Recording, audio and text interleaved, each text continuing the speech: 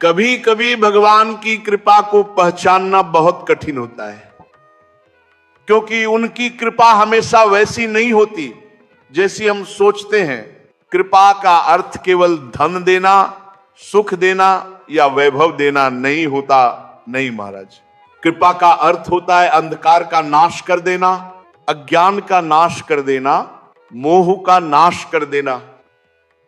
भगवान कह रहे हैं जिस पर मैं कृपा करता हूं पहले उसका धन हर लेता हूं। क्यों हर लेता हूं?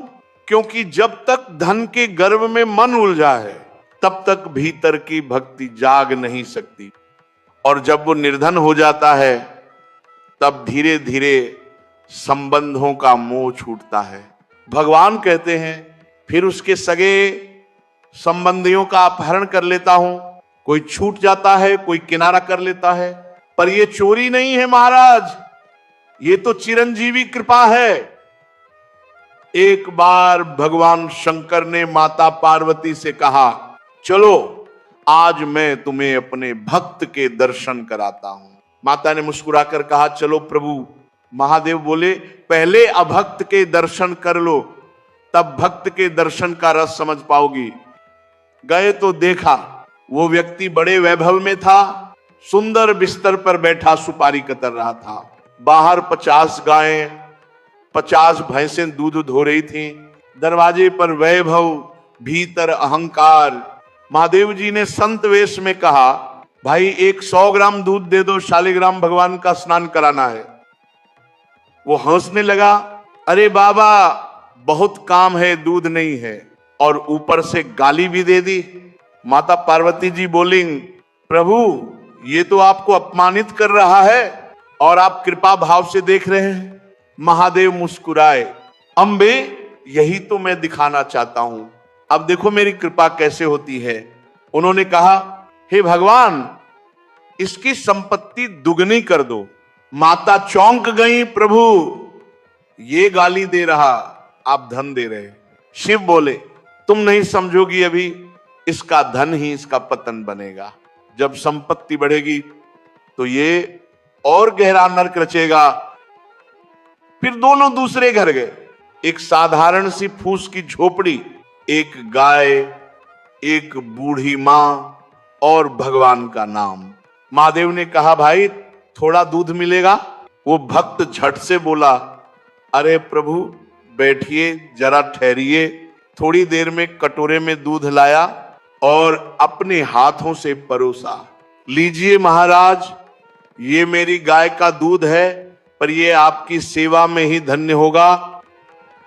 माता पार्वती के नेत्र भर आए। महादेव बोले, चलो अंबे अब चलते हैं। बाहर निकलते समय बोले, हे करुणा निधान भगवान, इसकी गाय और इसकी मां दोनों को अपने पास बुला लो। माता घबरा गई, प्रभु ये कैसी कृपा? महादेव बोले, अंबे इसकी भक्ति अब विभाजित है आधी गाय में, आधी मां में। जब तक बंधन रहेंगे लीनता अधूरी रहेगी। अब ये दोनों मेरे पास आएंगी और ये भक्त केवल हमारे चिंतन में लीन होगा। माता पार्वती बोली, प्रभु अब समझ आया कि आप अवघड़नाथ क्यों कहलाते हैं। शिव हंसे, हां अंबे, जो समझता नहीं उसे मेरी कृपा कठोर लगती है, पर जो देखता है भीतर वो जानता है यही तो परमार्थ है। हे भक्तों, कृपा का अर्थ कभी कभी हर लेना भी होता है। भगवान हरते हैं ताकि हमें अपने स्वरूप में स्थित कर सके। जैसे रोग के भिन्न प्रकार होते हैं, वैसे ही कृपा के भी। मलेरिया की दवा सबको नहीं दी जाती, डेंगू की दवा सबको नहीं दी जाती, वायरल की दवा सबको नहीं दी जाती। हर जीव के लिए कृपा का प्रकार अलग है। हम सामान्य बुखार वाले हैं महाराज, हमारे लिए साधारण भक्ति की औषधि पर्याप्त है। डेंगू वाले नहीं है कि त्रिपुरदास जी जैसा इंजेक्शन लगे। हमारा इलाज प्यार से होगा, सेवा से होगा, नाम से होगा। भगवान किसी की स्थिति देखकर कृपा करते हैं। त्रिपुरदास जी, प्रहलाद जी, नरसिंह मेहता, मीराबाई, इन पर जो कृपा हुई वह बहुत ऊंचे स्तर की थी। पर हमारी स्थिति भिन्न है। भगवान हमें उतना ही देते हैं जितना हम संभाल सके। और सुनो, यही कृपा जब उतरती है तो भीतर का तम नष्ट करती है, अंधकार मिटता है, मोह टूटता है और भक्त में नया प्रकाश जागता है। वो समझता है भगवान ने मेरा धन नहीं छीना, मेरा भ्रम छीना। क्या चक्रवर्ती सम्राट अमरीश जी भक्त नहीं थे? क्या ध्रुव जी को संघर्ष नहीं मिला? क्या सुदामा जी ने निर्धनता नहीं देखी? पर अंत में क्या हुआ? ध्रुव को ध्रुव पद मिला, सुदामा को साक्षात द्वारका। तो ये निर्धनता भी कृपा का स्वरूप थी। भगवान का उद्देश्य केवल यह है कि तुम्हारा मन किसी चीज में न फंसे। जब मन मुक्त होता है तभी भक्ति प्रकट होती है। जो भक्त कहते हैं भगवान ने मेरा सब छीन लिया, वो नहीं जानते कि भगवान ने स्वयं को देने की जगह बना दी। फिर भगवान कहते हैं ततो धनम तजंतस स्वजनाः दुहख दुहखितम। मतलब जब वो धन छोड़ देता है तो परिवार भी उससे दुखी होता है। लोग कहते हैं अब इसमें रस नहीं रहा। क्यों? क्योंकि अब वो भक्ति में डूब गया है। भगवान कहते हैं अब वो व्याकुल हो जाता है, अकेला महसूस करता है। तब मैं उसे अपने संत से मिलाता हूं। जब वो संत से मिलता है तब मैं अपनी कृपा वर्षा करता हूं। वो महात्मा के संपर्क में आता है और मेरा प्रेम उसके भीतर उमड़ पड़ता है। यही है कृपा का मार्ग। पहले हर लेना, फिर भर देना। पहले खाली करना, फिर पूरा कर देना। पहले अहंकार तोड़ना, फिर आनंद भर देना। त्रिपुरदास जी का प्रसंग भी यही कहता है। वो बाजार गए, एक पीतल की दावत दिखाई दी, उठाई, बेची, 100 पैसे मिले, मोटा मार्किन कपड़ा खरीदा। भक्त बोले नाथ, आपके दास दासी के योग्य तो ये नहीं, पर जो मिला है वही आपके चरणों में रखता हूं।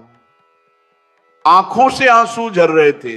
नाथ, ये लाल रंग अनुराग का है, भले कपड़ा मोटा हो पर इसमें मेरा प्रेम भीगा है।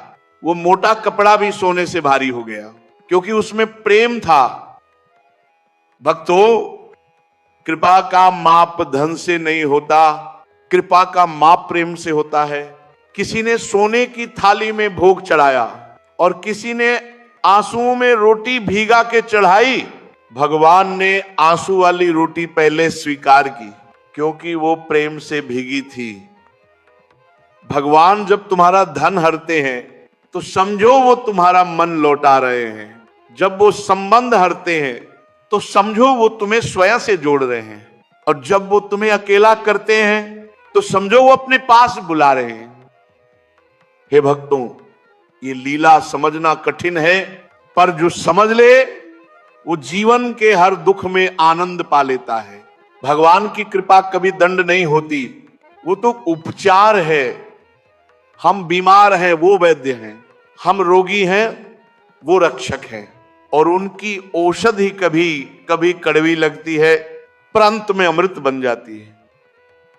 तो हे भक्तों, डरना मत। जो कुछ खो रहा है वो मिट नहीं रहा, वो शुद्ध हो रहा है।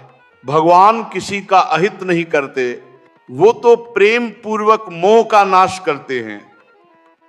अब आप सब मिलकर नाम लो, हरि ओम तत्सत। शिवोहम गोविंद दामोदर माधवेति। संगीत धीरे धीरे मंद होता है, स्वर में शांति भरती है।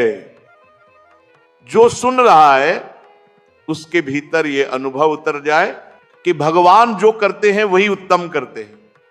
और जब कृपा होती है तो सबसे पहले भीतर का मैं मिटता है, वहीं से सच्ची भक्ति का आरंभ होता है। जय श्री राधे श्याम, जय भोलेनाथ महाराज।